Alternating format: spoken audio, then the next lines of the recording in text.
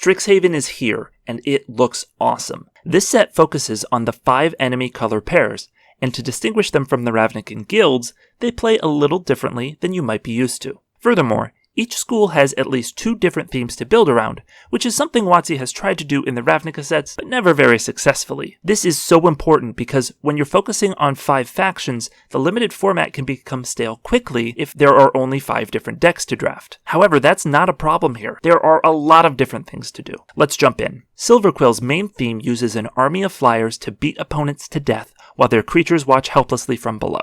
You can get into this deck thanks to Dramatic Finale, which turns your dead creatures into flyers, or Shadewing Laureate, who turns your dead flyers into +1/+1 counters. But the nice thing is you don't need a payoff to focus on flying. Evasion is its own reward. Now you can play this theme quickly, curving Eyetwitch into Arrogant Poet into Silverquill Pledge Mage into Guiding Voice Inkling Summoning and just pressing the advantage. If you take this path, you want to draft a lot of evasive, low-cost creatures, cheap removal, and finish the game with a Team Pump spell. Alternatively, you can play it slower, trading off early and then knocking off big chunks of their life total with Owl and Shield Mage or Spectre of the Fens. This deck's weakness is aggro. Creatures get evasion at the cost of smaller stats, so if you're playing against a straight aggro deck, their creature will be bigger than yours on average. Against these decks, you want to settle into a defensive role, getting in bits of damage when the coast is clear. Pillar Drop Rescuer lets you trade off and keep your foot on the gas, Study Break helps you race, and Silverquill Pledge Mage can keep your life stocked long enough to win in the air. Now, there are no cards in the Mystical Archive that are specifically good in this strategy. However, there's a lot of solid removal and a couple of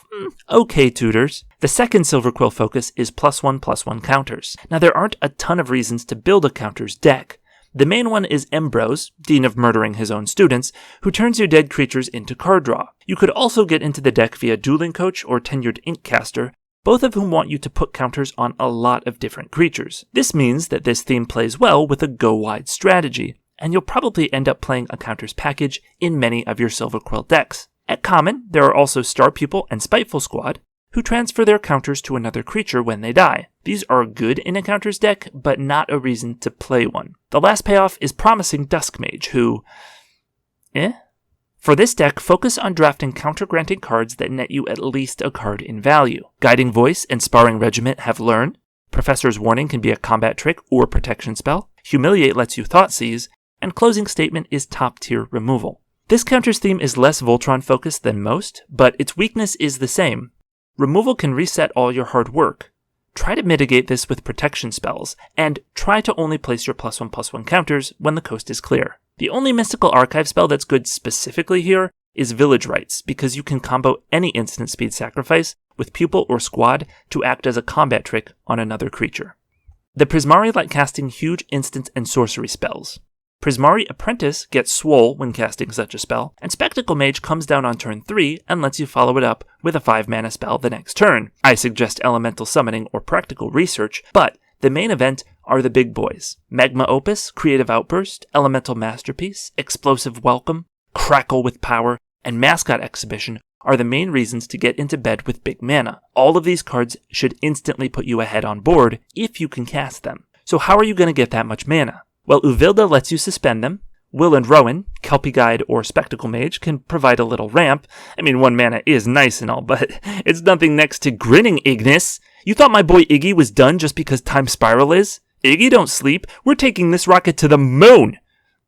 So yeah, this guy ramps by 2 on your big spell turn. Also, notice that the 3 big Prismari spells can be discarded to create a treasure token. This is excellent, because if you don't have the mana you need to cast a massive spell, you can use that spell as ramp instead. Yes, spending a whole card to gain a treasure is bad in a vacuum, but all of these big spells are at least 2-for-1s, so if that treasure lets you cast one, it makes up for the loss. The weakness of this archetype is that it's slow. To survive long enough to cast your Haymakers, you'll need to draft defensive cards that contribute to your big mana plan. Campus Guide makes sure you hit your land drops and then trades off. Prismari Pledge Mage trades up or gets in for some combat damage. And Rutha copies your big spells if you have mana to spare. Use these guys to block smaller creatures and save removal for anything that slips through the cracks. If you can make the game last long enough, you'll draw enough lands to cast anything. From the Mystical Archive, this deck gets access to Grapeshot and Mind's Desire. I'm just saying, Iggy loves storms and wants you to love him too. Blue Sun Zenith can be another large spell that keeps your hand stocked, and Mizzix's Mastery and Increasing Vengeance can copy your heavy hitters. The Prismari can also play fast and loose. The Apprentice and Pledge Mage get aggro if you have enough spells to cast. Divide by Zero and Igneous Inspiration are good choices to remove blockers and draw you a new spell. Frost Trickster taps something down while adding pressure, and Enthusiastic Study helps you get through those frustrating blockers. Add some more evasion and haste, and you'll have your opponent's life total ticking down in no time. Now, the weakness of a tempo-based deck is always finishing the game. How are you going to get in those last few points of damage once the opponent has stabilized? Wormhole Serpent, Mascot Interception, and Pigment Storm are all good choices. From the Mystical Archive, this deck wants efficient removal like Lightning Bolt, Shock, and Electrolyze, and Infuriate is a good combat trick. Each school has a mascot that it can summon at will, but WITHERBLOOM focuses more on its mascot than any other, which plays right into its two themes, life gain and sacrifice. Now, life gain is not a strategy that is intrinsically good. You could gain 1,000,000 life, and it still wouldn't win you the game. You need to turn that life gain into something productive. You need a payoff. Search for Blex lets you turn life into cards, Belladros doubles your mana, and, my favorite, Pestilent Cauldron goes for the mill kill. In fact, there are a ton of life gain payoffs. Too many to mention them all, but we can divide them up by type. Some of them pay you off for each life gain trigger, so you want to gain a little life a lot of times. There are 2 ways to enable this. I already mentioned pests. Hunt for Specimens, Professor of Zoomancy, and Pest Summoning are all great ways to make pests. The problem is that it can be difficult to get your pests killed when you want, because your opponent knows you want the life, and they may not play nice. So it's good to have some sacrifice outlets like Dina, Novice Dissector, or Plumb the Forbidden. Alternatively, you can use the Magecraft abilities on WITHERBLOOM Apprentice and Pledge Mage combined with a lot of instants and sorceries, preferably removal spells or pump spells to allow your creatures to get in for damage. Other life gain payoffs want you to gain a lot of life at once.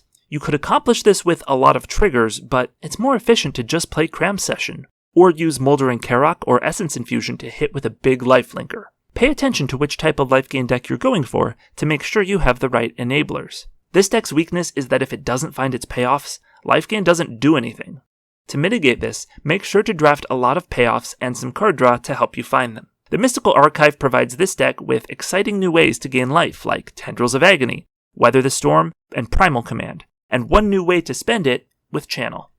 As with most of the schools, WITHERBLOOM's secondary strategy overlaps with its primary one. In this case, you're focusing on the sacrifice aspect of pests rather than the life gain. You'll want to draft this theme once you pick up one of the Demogoths or a few Bayou Groths, all of which are big creatures for a low mana cost that require sacrifice as fuel. Pests are the main course, but there are other creatures to feed your pet demon.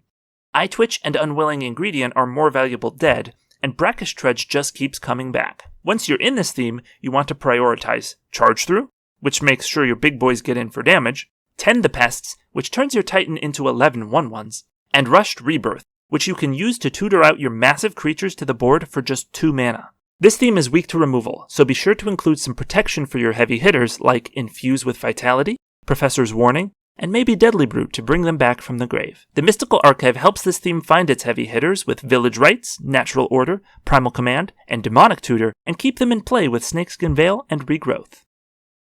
Now, you might expect that the Red-White school has an aggro theme. And yeah, you can build a deck using Clever Lumimancer and Twin Scroll Shaman in concert with pump spells like Enthusiastic Study and Make Your Mark to pressure your opponent's life total and maybe eat an opposing creature. Then you could maybe have Mavindic, Conspiracy Theorist, or Retriever Phoenix to let you effectively draw extra pump spells, throw in a Tome Shredder or Stonebinder's Familiar for inevitability, and grab some pump spells like Defiant Strike and Infuriate out of the Mystical Archive. But that's not actually what Lorehold is all about. Surprisingly, Red-White's main strategy is what I like to call the Graveyard Grind. This strategy utilizes cards like Quintorius, Fuming Effigy, and Stonebound Mentor, who give you rewards for removing cards from your graveyard. There are a lot of ways to accomplish this. Stonerise Spirit lets you exile any card to give one of your creatures flying, Ardent Dustspeaker recycles old spells into Impulse Draw, and Return Past Caller brings back any instant, sorcery, or spirit. Now, if you're going to utilize your graveyard, first you need to fill it. Lorehold Excavation is your best bet, because it can also hurt your opponent,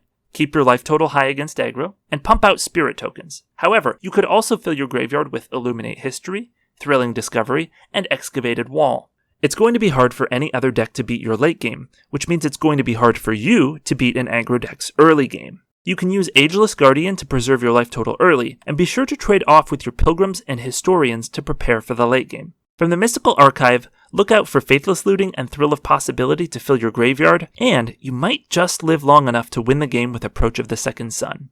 Now, Lorehold has several spirit creatures, cards that make spirit tokens, and cards that pump spirits. This leads me to believe you can build a spirit tribal deck. However, most of the cards that would go in this deck are already good in the graveyard deck, so I think this will mostly play out as a sub-theme in the grindy decks. But hey, if you can make it work, I'd love to hear about it. Well, most of the color pairs evolved in this set, but I guess the Colors of Evolution missed the memo. The QUANDRIX strategies are, checks notes, ramp and +1/+1 counters. Now don't get me wrong, the +1/+1 counters theme in this set is pretty cool. You have various spells that create a 0/0 fractal token, then put +1/+1 counters on it based on an arbitrary factor. In fact, there aren't too many cards that interact with the counters once they're down, which means you're actually more likely to build around the arbitrary factors that influence them in the first place. Play a lot of instants and sorceries to maximize Serpentine Curve. Play a lot of land ramp to maximize Emergent Sequence and Leyline Invocation. Play a lot of Biomathematicians to maximize Biomathematician. Play a normal number of cards in your library and just be happy with the 2020 creature from Body of Research. In fact, the main thing I would build around in this deck is Golden Ratio. Professor of Zoomancy, Biomathematician, and Manifestation Sage all give you 2 bodies for the price of 1. And if you can get a third out, Golden Ratio will draw you more creatures to overwhelm your opponent. This theme is a bit difficult for me to give tips for. Just take and play good cards. Build around fractals. Play Master Symmetrist to give those fractals trample. I mean, it's green-blue. It's good. What do you want from me? QUANDRIX mages can also choose to focus on ramping. Use cards like Eureka Moment, QUANDRIX Cultivator, QUANDRIX Apprentice, Field Trip, or Zimone to help you build your mana base. To survive the early game, you can play creatures like Vortex Runner, Scurrid Colony, and Augmenter Pugilist, who can either trade off or become monsters once you reach 8 lands. And when you do, there's a ton you can do with it. Bookworm is excellent top end, and with enough mana, you can make unstoppable monsters out of Reckless Amplimancer, Dragon's Guard Elite, or Exponential Growth, if you can find a way to get them through for damage. To that end, I would suggest Master Symmetrist, Charge Through, Wormhole Serpent, or even Zephyr Boots. From the Mystical Archive, look out for Snakeskin Veil to protect your monsters, Growth Spiral for ramp, Channel to get big mana, and Blue Sun Zenith to spend it. This format looks awesome. There are a lot of different strategies to try, and not just the ones I mentioned. Look for interesting build-arounds and create your own strategy. There are a few notes I want to leave you with. First, you probably have fewer playables than you think. Between cards meant for the sideboard, cards meant for constructed, and cards meant for the garbage can, and the difficulty of splashing, you may find that you have to be very careful with your picks to ensure that you get enough cards worth running. Try not to commit to a school until you're sure it's open. Second, token summoning spells are good. I didn't talk a lot about Magecraft in this video, but that's because it's not specific to any one strategy. Almost every deck can use more instants and sorceries. The problem is that limited games are won on the backs of creatures. So every card you can fit in your deck that is both increases your consistency significantly. In fact, of the 5 summoning lessons, I would be happy to include 4 in my main deck, even if I didn't have the learn cards to bring them in from my sideboard, or if I just needed more playables. That's all I have time for today. I'm super excited for this set, and I hope you are as well. Thank you so much for watching. If you enjoyed this video, be sure to like, subscribe, and let us know in the comments which school you're looking to play and why.